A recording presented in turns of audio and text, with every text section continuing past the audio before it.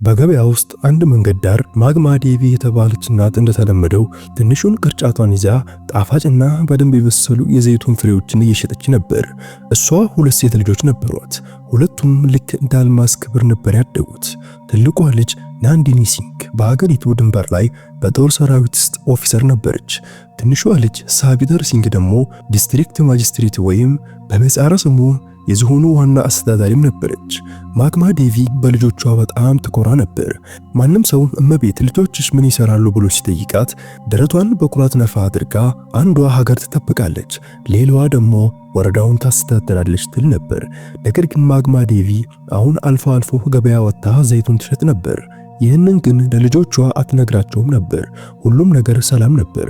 በድንገት ግን አሩን ቻውንድሪ የተባለ አንድ የፖሊስ ኢንስፔክተር በቡሌት ሞተር ሳይክል ወደዚያ መጣ። ሞተሩን መንገድ ዳር አቆመና ቀጥታ ወደ ማግማ ዴቪ ቅርጫት በመሄድ ከፊትም ቆመ። አሩን ከቅርጫቱ ውስጥ አንድ ዘይቱን አነሳና ምንም ሳይል ወደ አፉ ከተተው። ማግማ ዴቪ ትንሽ እያፈረች ጌታዬ ዘይቱኑ ጣፋጭ ነው፣ ከፈለጉ ለመዘንሎት አለች። አሩን ቻውንድሪ በኩራትና በትዕቢት አው 1 ኪሎ ስጪኝ ሲል መለሰ። ማግማ ዴቪ እየተንቀጠቀጡ በሚገኙ እጆቿ ዘይቱኑን መዘነችና በፌስታል አድርጋም ሰጠችው። አሩን ፖኬቱን ተቀበለ። ከዛም እንደገና አንድ ዘይቱን አውጥቶ እዚያው ፊት ለፊት እየቆረጠ መብላት ጀመረ። ለጥቂት ጊዜ ሲያኝ ከቆየ በኋላ ፊቱን አኮማትሮ ተፋባት። ይሄ ምንድነው የሸጥሽልኝ? ምንም ጣዕም የለውም፣ ዘይቱኑ ጭራሽ አይጣፍጥም አለ። ማግማ ዴቪ በድንጋጤ አረጌታዬ በጣም ጣፋጭ እኮ ነው፣ ከፈለጉ ሌላ ቀምሰው ማየት ይችላሉ አለች። ነገር ግን አሩን ቻውንድሪ ያሾፈ ዝም በይ፣ ያንቺን ዘይቱን አንድ ፍሬ እንኳን አይጣፍጡም፣ እኔን ሞኝ ታደርጊያለሽ? ስሚ አንድ ሩብ ሳንቲም እንኳን አልከፍልሽም፣ ገባሽ አይደለ አላት። ማግማ ዴቪ ድፍረት አግኝታ እጆቿን በማገናኘት ጌታዬ በድካም እኮ ነው ያመጣሁት፣ ባኮ የተወሰነ ገንዘብ እንኳን ይስጡኝ ስትል ለመነች። ይህን ሲሰማ የአሩን ቻውንድሪ ቁጣም ገነፈለ። በንዴት ጎንበስ አለና ሙሉን ቅርጫት አንስቶ ወደ መንገዱ ማዶ በኃይል ወረወረው። ቅርጫቱ ተገለበጠ። ዘይቱኖቹም በመንገድ ላይ በመኪኖች መሃልና በቆሻሻ ቦይ ውስጥም ተበታተኑ። ማግማ ዴቪ ክው ብላ ቀረች። አይኖቿ በእንባ ተሞሉ፣ ከንፈሮቿም ተንቀጠቀጡ። ድካሟና ክብሯ መንገድ ላይ እየተረገጠ ነበር።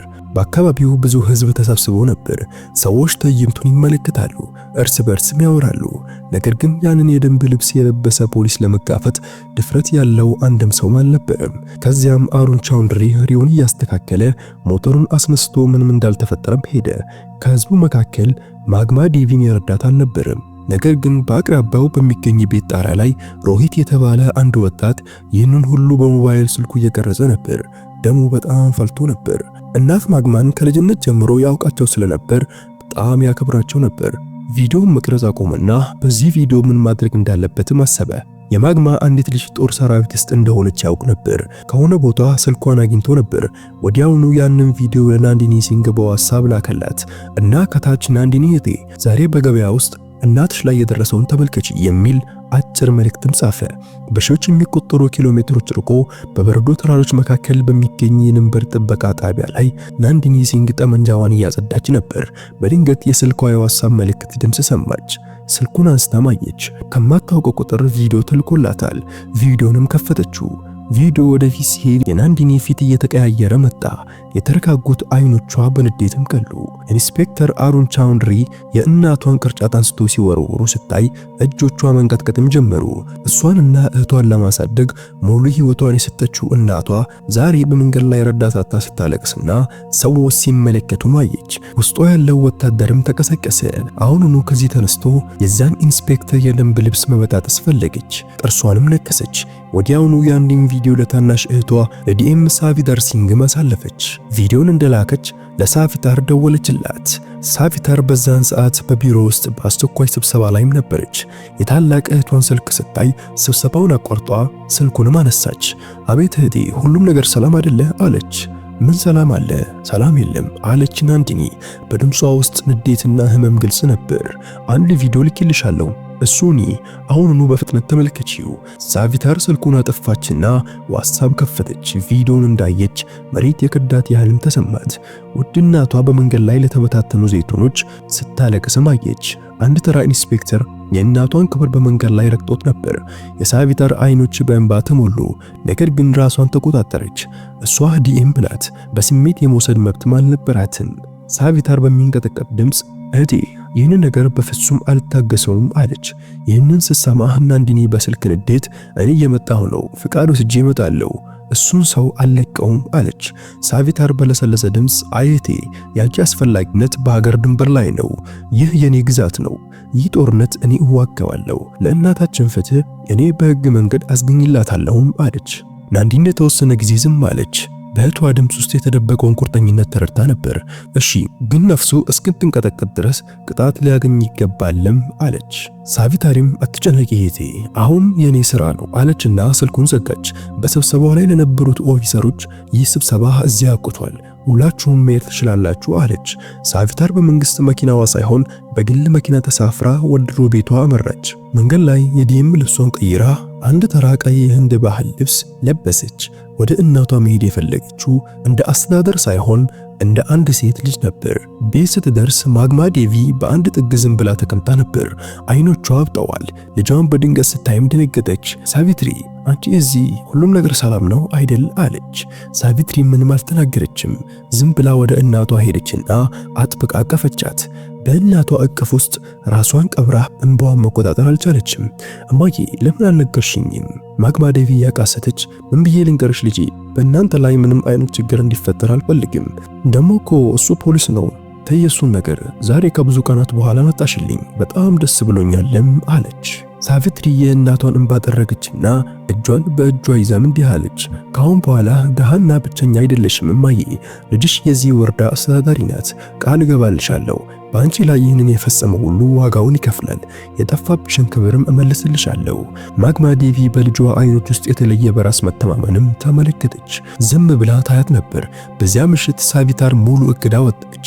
እንደ አስተዳዳሪ ሆና ወደ ፖሊስ ጣቢያ ብትሄድ ኖሮ ሁሉም ፖሊሶች እግሯ ስር ወድቀው ይቅርታ ይጠይቃሉ።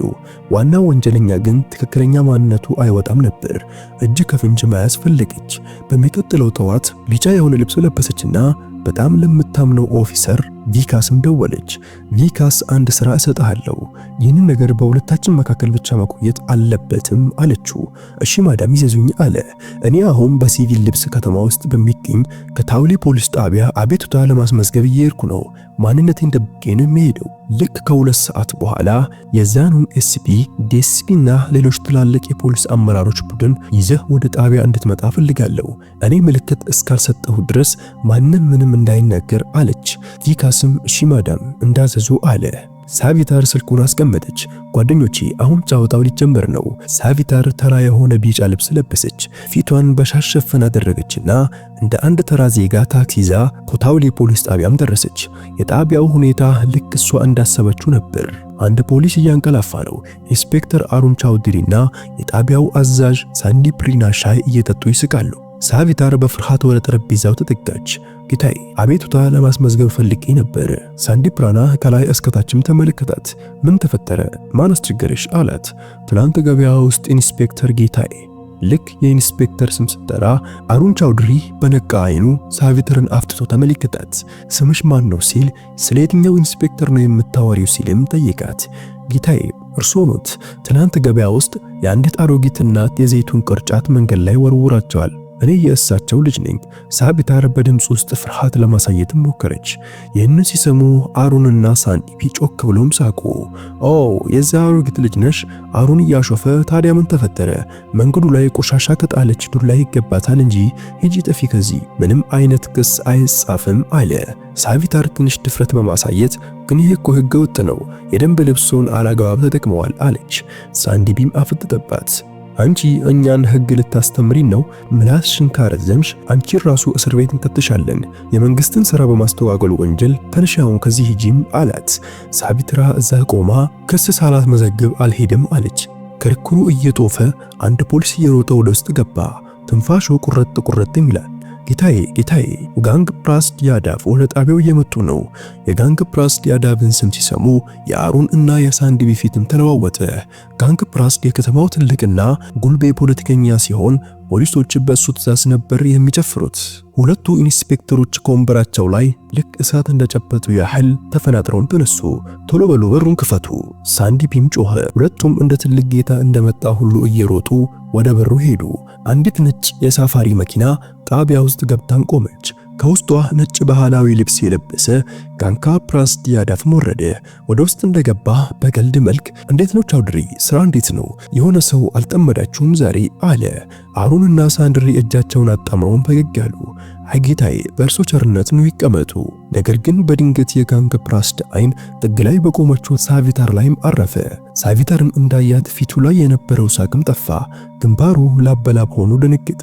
አንዲት ተራ ሴት የመሰለችው ልጅ ማንነት ሳያውቅ ድፍረቱ ሁሉ ጠፋ። በፍጥነት ወደፊት ሄደና በሳቪታር ፊት ለፊት እጁን አገናኝቶ ቆመ። አንገቱን ደፍቶ ነበር። ሰላም ማዳም፣ እሱ እዚህ ለምን መጡ? ስልክ ቢደውልኝ ኖሮ እኮ እኔ እመጣ ነበር እኮ። ድምፁ ይንቀጠቀጥ ነበር። ኢንስፔክተር አሩንና ሳንዲብ ግራ ተጋቡ። አይኖቻቸውን ፈጠጡ። ይህ ምን እየተፈጠረ ነው? ይህች እኮ የዚች አሮጊት ልጅ ናት። ጋንግ ፕራስድ ለምን እጅ ይነሳታል? ሙሉ ወረዳው የሚንቀጠቀጥለት ጋንግ ፕራስድ ለዚች ተራ ለምትመስል ልጅ ለምን ይሰግዳል? ይህች ልጅ ማን ናት? አሩን ቀስ ብሎ ሳንዲብን ጠየቀ። ምን የሆነ ነው? ሳንዲብን በፍርሃት ራሱን ነቀነቀ። የሆነ ነገር ከመረዳታቸው በፊት ከፖሊስ ጣቢያ ውስጥ የመኪናዎች መቆም ድምፅም ተሰማ። ተከታትለው ቀይ መብራት የጫኑ መኪኖች ከጣቢያ ፊት ለፊት መጥተውም ቆሙ። ከመኪኖች ዲኤስሲፒ፣ ኤስዲኤም እና የዞኑ በርካታ ትላልቅ ኦፊሰሮች ወረዱና በፍጥነት ወደ ጣቢያውም ገቡ። ሁሉም መጥተው ለሳቪታር በስተጀርባ በሰልፍም ቆሙ፣ ልክ በአለቃቸው ሪፖርት እንደሚያደርጉ ሁሉ። አሁን ጣቢያው ጸጥ ረጭም አለ። የሚሰማው የጣሪያው ቬንቲሌተር ድምፅ ብቻ ነበር። አሩን ቻውድሪና ሳንዲብ ራና እንደ ድንጋይ ደርቀውም ቀሩ። ጉሮሯቸውም ደረቀ። ግንባራቸው ላይ የላብ ጠብታዎችም ይታያሉ። በዛን ጊዜ ዲኤስሲፒ ወደፊት መጣና በንዴት ወደ አሩን ቻውድሪ እየተመለከተ ኢንስፔክተር በስነ ስርዓት ቁም፣ የቆምከው በወረዳ ዋና አስተዳዳሪ ማዳም ሳቪታር ሲንግ ፊት ነው አለ። ይህ ቃል ልክ እንደ ቦምብ ጣቢያ ውስጥም ፈነዳ። አሩንና ሳንዲብ የቆሙበት መሬት የከዳቸው መሰላቸው። ጆሮአቸው ውስጥ የፈላ ውሃ የተጨመረ መሰላቸው። ቅድም የዘይቱን ሻኛ ልጅ እያሉ ሲያዋሯት የነበሩ ሳቪታርን እየተንቀጠቀጡ ተመለከቱ። አሁን በሳቪታር አይኖች ውስጥ የአንዲት ተራ ሴት ፍርሃት ሳይሆን የዲስትሪክት ማጅስትሬት ግርማና ቁጣ ነበር። በቀዘቀዘና ጥብቅ ድምፅ እንዲህ አለች፣ ኢንስፔክተር አሩን ቻውድሪ እና ሳንዲብ ራና። የሁለቱም ነፍስ ተንቀጠቀጠች። ከአሁን ጀምሮ ከስራ ታግዳችኋል። ሳቪታር ትእዛዝ ሰጠች። በእነዚህ ሁለት የደንብ ልብሳቸውን ተገን በማድረግ ተራ ዜጋን በማዋረድና ስራቸውን በአግባቡ ባለመስራት ወንጀል ክስ ይመሰረትባቸዋል። በተጨማሪም የዲሲፕሊን ምርመራ ይጀመርባቸዋል። የፖሊስ አዛዥ ወዲያውኑ ለበታቾች ምልክትም ሰጡ። የሁለቱም ኢንስፔክተሮች ቀበቶና ኮፍያ ተወለቀ። ትላንት እንደ አንበሳ ሲንጎራደዱ የነበሩት ዛሬ እንደ ድመት አንገታቸውን ደፍተውም ቆሙ። በዚህ ጊዜ የፖለቲከኛው ጋንግ ፕራስድ ድፍረት አግኝቶ ማዳም ልጆች ናቸው፣ ስህተት ይፈጥራሉ፣ ይቅር ይበሏቸው፣ እኔ እመክራቸዋለሁ አለ። ሳቪታርም ዞር ብላ ጋንግ ፕራስድን በሚያስፈራ ሁኔታ አየችውና እሱም ተንቀጠቀጠ። ክብር ሚኒስቴር፣ እነዚህ ልጆች ሳይሆኑ በመንግስት ልብስ ውስጥ የተደበቀ ወሮበሎች ናቸው። ስለመምከር ካወራን ደግሞ አሁን ህግ ይመክራቸዋል። እርሶ ከዚህ ጉዳይ ቢርቁ ይሻላል፣ አለበለዚያ የምርመራው እሳት እርሶም ጋር ሊደርስ ይችላል። ጋንግ ፕራስድ ያዳቭ ፊት አመድ መሰለ። ከዚህ አዲስ ዲኤም ጋር መጋጨት ቀላል እንዳልሆነም ተረዳ። ዝም ብሎ አንገቱን ደፍቶ ከዚያ ተፈትልኮ ወጣ። ነገር ግን በአይኖች ውስጥ ሳቪታር ያነበበችው እንግዳ የሆነ ጥላቻና ቁጣ ነበር።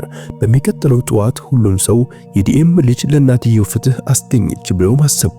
ሁሉም ነገር የተስተካከለ ይመስል ነበር። ነገር ግን አንድ ቀን ማታ ሳቪታር እራት እየበላች ሳለ በግል ስልኳ ላይ ከማታውቀው ቁጥር ጥሪ መጣ። ስልኳንም አነሳች። ሄሎ። ከወዲኛው በኩል ማንም ምንም አልተናገረም። የከባድ እስትንፋስ ድምፅ ብቻ ይሰማ ነበር። ከዛም በተቀየረ የኮምፒውተር ድምፅ፣ ዲኤም ማዳም፣ ከተማ ውስጥ አዲስ ነሽ፣ ብዙ ለማብራራት ሞክሪ። ኢንስፔክተሮች ገና መጀመሪያ ናቸው፣ ጫወታው አሁን የሚጀምረውም አለ። ሳቪታር በቁጣ ማን የሚናገረውም አለች። ጅረቱን የረጋችው ሰው ነኝ ብሎ ስልኩንም ዘጋ። በሳቪታር ግንባር ላይ የጭንቀት መስመሮችም ታዩ። ጋንግ ፕራስቲያዳቭ በቀላሉ ሽንፈትን የሚቀበል ሰው እንዳልሆነ ተረዳች። ይህ ጦርነት ገና አላለቀም፣ እንዲያውም አሁን የበለጠ አደገኛ ሊሆን ነው። አሁን ስለ እናቷ ክብር ብቻ ሳይሆን ስለ እናቷ ሕይወትን መጨነቅ ጀመረች። ወዲያውኑ ለፖሊስ አዛዥ ደውላ በእናቷ ቤት አካባቢ የሲቪል ልብስ የለበሰ 2 ፖሊሶች እንዲመደቡ ማዘዘች። እናቷን ማስፈራራት አልፈለገችም፣ ነገር ግን ምንም አይነት አደጋ መጋበዝ አልፈለገችም። የሚቀጥሉት ቀናት በሰላም አለፈ። ሳቪታር ማስጠንቀቂያ ሰርቶ ጋንግ ፕራስት ወደ ኋላ ያፈገፈገ መሰላት። ነገር ግን ያ ከወጀብ በፊት ያለ ጸጥታ ነበር። አንድ ቀን ጠዋት ማግማ ዴቪ በገበያ ውስጥ ዘይቱን ልሸጥ እንደተቀመጠች በድንገት 3 ፖሊሶች መኪናዎች መጥተው ቆሙ። ከውስጡ ሳቪታር የማታውቀው አዲስ ኢንስፔክተርም ወረደ። ወደ ማግማ ዴቪ ቅርጫት እያመላከተ በእነዚህ ዘይቱኖች ሽፋኝ አደንዛዥ ዕፅ እንደሚዘዋወር መረጃ ደርሶናል፣ ፈትሹም አለ። ምንም ለመረዳት ከመቻሉ በፊት አንድ ፖሊስ ከዘይቱኖቹ ስር ቡኒ ቀላ ያለ ፖኬት አወጣና ጌታዬ ተገኘ አደንዛዡ ዕፅ ብሎም ጮኸ። ገበያውም ተረበሸ። ሰዎች ማውራትም ጀመሩ።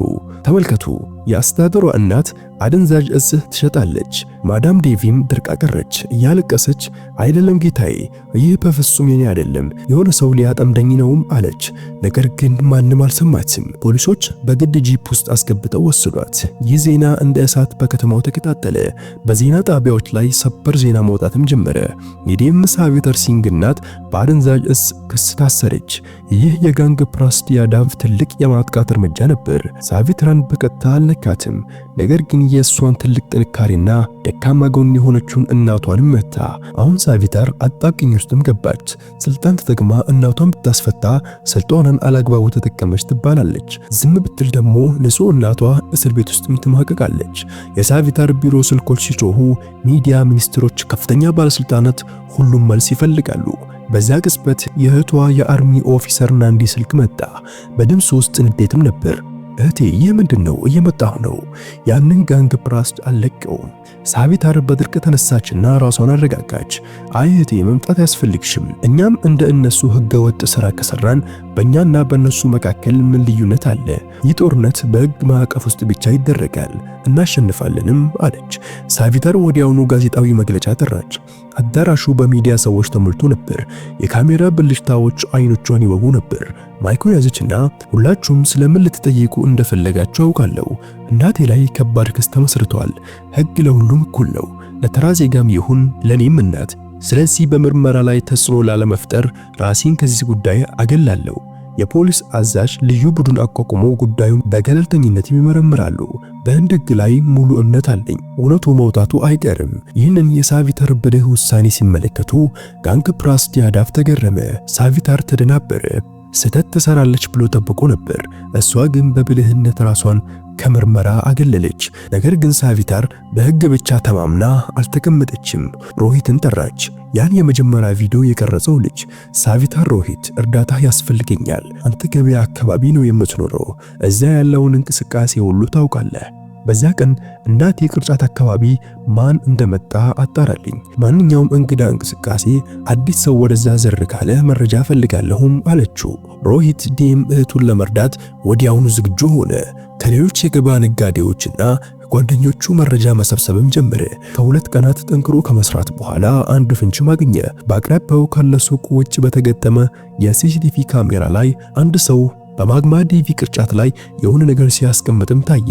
ፊቱ በደንብ አይታይም ነበር፣ ነገር ግን ያ ሰው ከታገደው ኢንስፔክተር አሩን ቻውድሪ ጋር በተደጋጋሚ የታየ ሰው ነበር።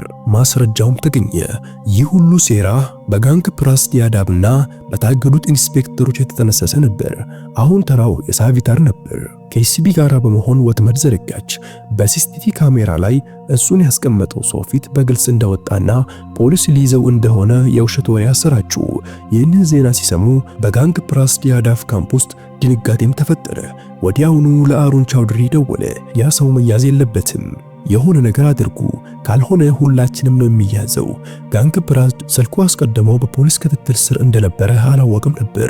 አሩን ቻውድሪና ሳንዲ ፕራና ያንን ሰው ለማሸሽ ለመደበቅ ከተማው ውጭ ወዳለ ሰው ወደማይኖርበት ቦታ ሲደርሱ ሳቪታርና ኤኤስቢ ከሙሉ ቡድናቸው ጋር ከበቧቸው።